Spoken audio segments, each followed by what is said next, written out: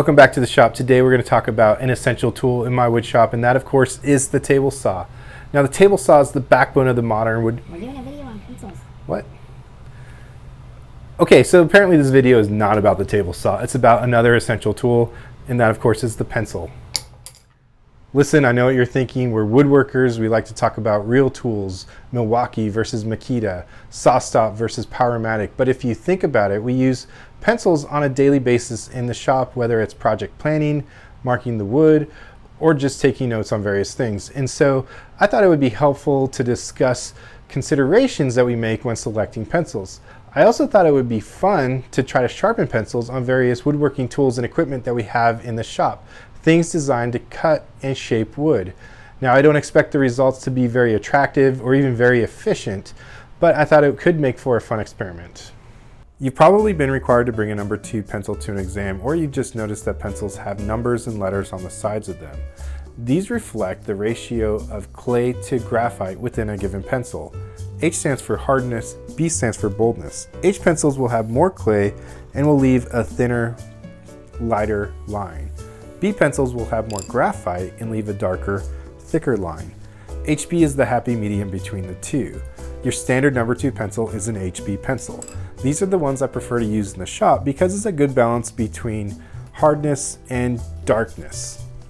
That said, you might find that a H pencil is better for accuracy and a B pencil is better for visibility, so choose whatever works best for your situation.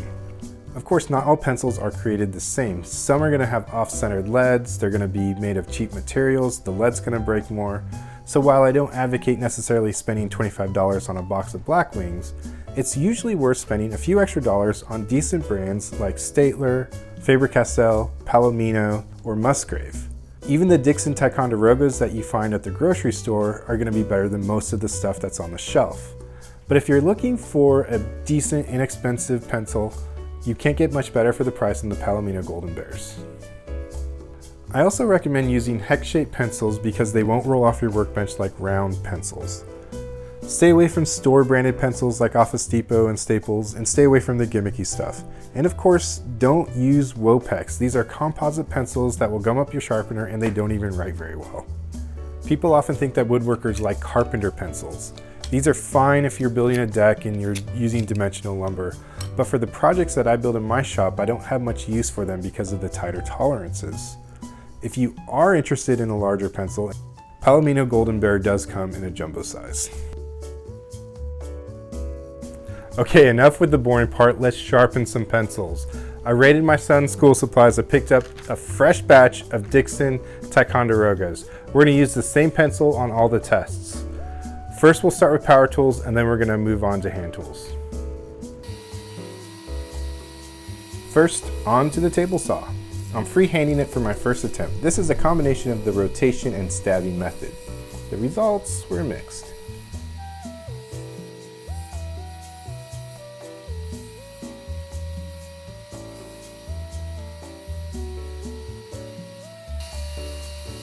On the second attempt, I decided to chuck the pencil in my drill. Unfortunately, I couldn't easily center the pencil, but the results were still much better. I found a round Home Depot pencil which was easy to center in the drill. Now these results were actually quite promising, as you can see.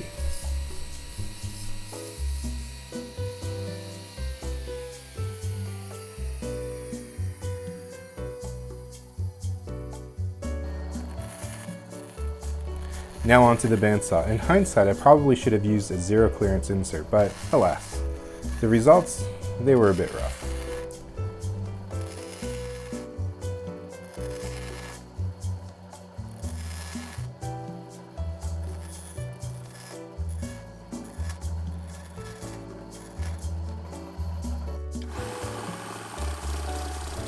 The belt sander proved to be a strong candidate. I just had to keep the pencil in place with a twirling motion.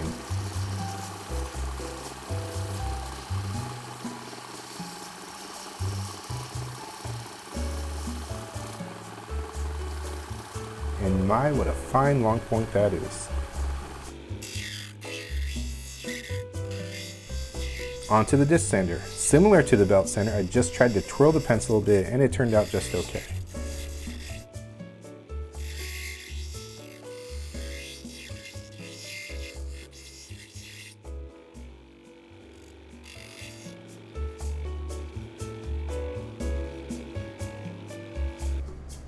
Now here's a neat little sharpener that came with a pack of pencils from Home Depot. The sharpener is made by a company called C.H. Hansen, and you can attach it to a drill or drill press.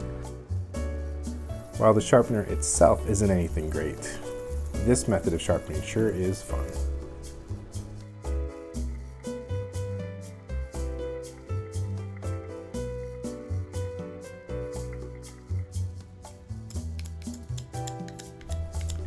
On to the hand tool segment. First up is a Stanley 101 plane. These are super cheap and comparable in size to the Hovel plane.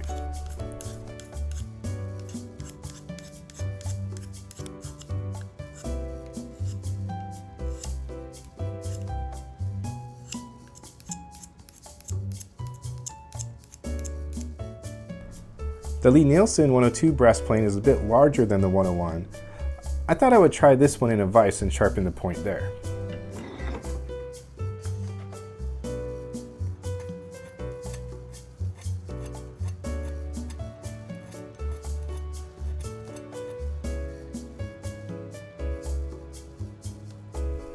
The spoke shave didn't turn out quite as planned, probably because I needed a better way of securing the pencil in place.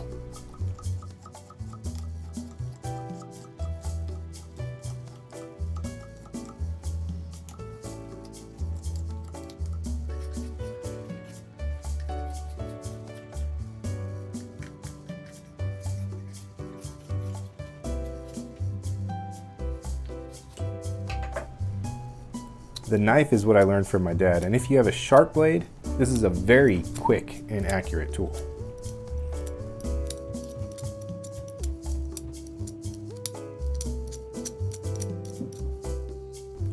Lastly, we have this strange tool in the shop that makes for a super quick sharpening with a consistent shape. Okay, so welcome to the part of the video that'll disappoint you with some anticlimactic results. In terms of the table saw, I really wasn't happy with the results. We got some decent points on there, but it just seemed a bit too precarious to be a very practical tool for sharpening a pencil. The bandsaw, I just could not get a nice clean cut. They were all a bit rough, so I don't see myself using that tool either. The two sanders, the disc sander and the belt sander, both perform pretty well. The belt sander is actually a great tool if you're trying to achieve a nice long point.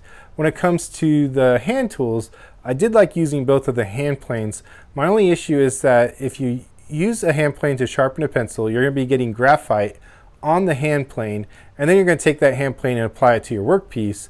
You're going to be transferring that graphite to your workpiece, and you don't want that. So I think I'll avoid generally using hand planes to sharpen pencils.